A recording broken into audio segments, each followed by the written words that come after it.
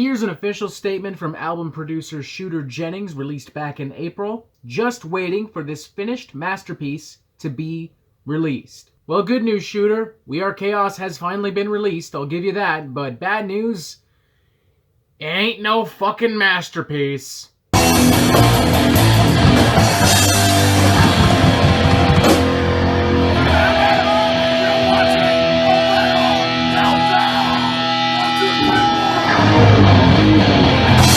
Marilyn Manson, the Antichrist superstar, the never-ending astral vampire, one of the most controversial figures in the history of popular music, is back with his 11th studio album, We Are Chaos. An album which, a few months ago, looked to be Manson's most creative, ambitious, and true to the album's title, chaotic release to date. On top of the usual weirdness that Manson consistently brings to the table, promo singles released beforehand showed us that Manson was going to be diving further into the realms of psychedelic rock, folk rock, 70s glam rock, and art pop music, with the album itself focusing on the theme of chaos and the different types of chaos that we live with every day, be it political chaos, societal chaos, or the internal and mental chaos that makes us who we are. And if all that wasn't chaotic enough, surely the addition of Shooter Jennings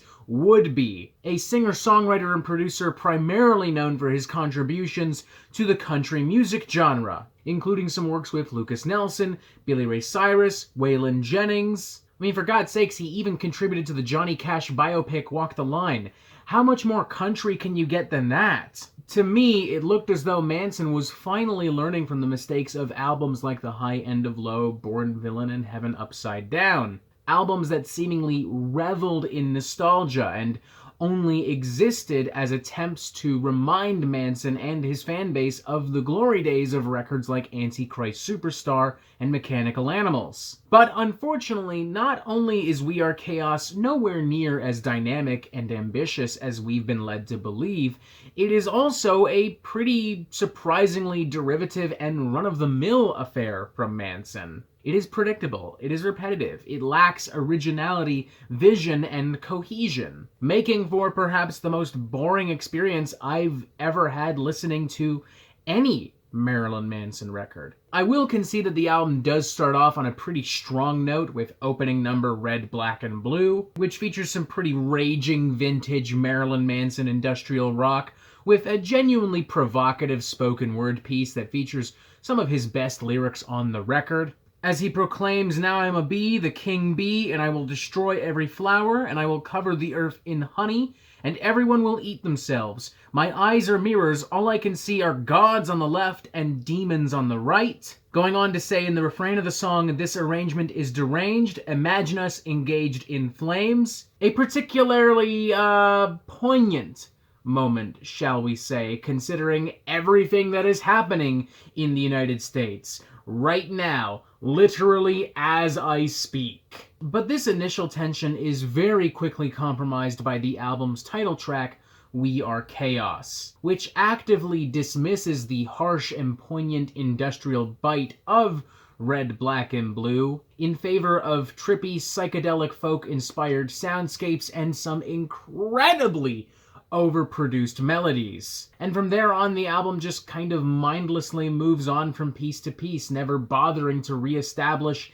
any atmosphere. I'd be more forgiving if the material itself was still genuinely interesting, but truthfully, I just don't think it is. The alternative rock bass of Halfway and One Step Forward drones on for so long and never builds to anything at all. The track Perfume has an unnecessarily sexual hard rock, blues rock swagger to it that I just find to be kind of cringy. With time, the album grows to be so derivative of other Manson records that you have a slew of tracks like Infinite Darkness, Solve Coagula, and Broken Needle that could absolutely be removed and replaced with any other Manson number from any other Manson record, and almost nothing conceptually or aesthetically changes. Like seriously, hands down, 3 of the most forgettable tracks that Manson has ever constructed. On top of all that, Manson comes weirdly and dangerously close to ripping material straight from one of his idols, the late David Bowie. To be clear, David Bowie's influence can be found across Manson's entire discography. For God's sakes, Mechanical Animals is even seen as a spiritual successor to the rise and fall of Ziggy Stardust. But at no point on Mechanical Animals did I ever say to myself, wow, this sounds like something that actually could have been on the rise and fall of Ziggy Stardust. But I have multiple moments similar to that on We Are Chaos. Take, for instance, the aforementioned title track, which really does sound like some kind of deranged remix of Space Oddity featuring Manson's vocals. The same thing can be said for the track Don't Chase the Dead, which, while not quite as egregious as We Are Chaos, does definitely borrow a lot from David Bowie's late 70s, early 80s output. It reminds me of some kind of bridging point between Scary Monsters and Heroes. Even the album artwork itself seems to borrow aesthetically from David Bowie's 95 record, Outside, almost looking like some kind of inverse of that artwork. I think we've also officially reached the point where Manson's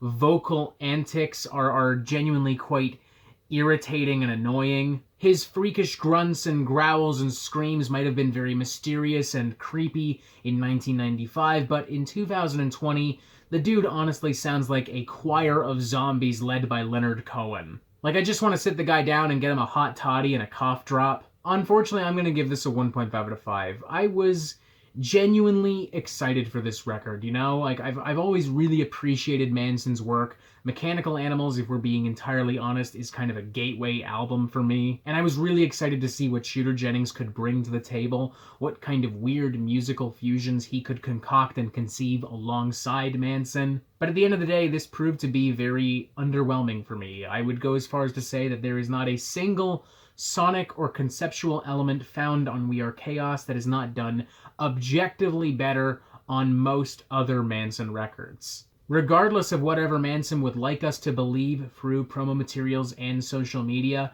it is clear to me that the only thing Manson is interested in anymore is actively relishing in his own nostalgia and success, in reliving the glory days of Antichrist Superstar and Mechanical Animals when he was the most divisive and sinister figure within mainstream rock and metal. I would personally rather he just grow up and accept the fact that he is no longer the bad boy of extreme music. But hey, you can't always get what you want, and I guess in Manson's slight defense, I would also much rather just go listen to Antichrist Superstar and Mechanical Animals as well. So, fuck it.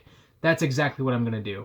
We Are Chaos, 1.5 out of 5, a truly inessential listen unless you are a long-time ride-or-die Marilyn Manson fanboy. And while not the worst album of 2020, definitely one of the most disappointing. And that is it for the Metal Meltdown. I'm not an expert, nor do I claim to be, so what do you think? Do you like this record? Do you not like this record? And what do you want to hear from me next? And thank you for watching. Make sure you press subscribe so you get updates on the Metal Meltdown fucking immediately, and you have yourself a fantastic fucking day.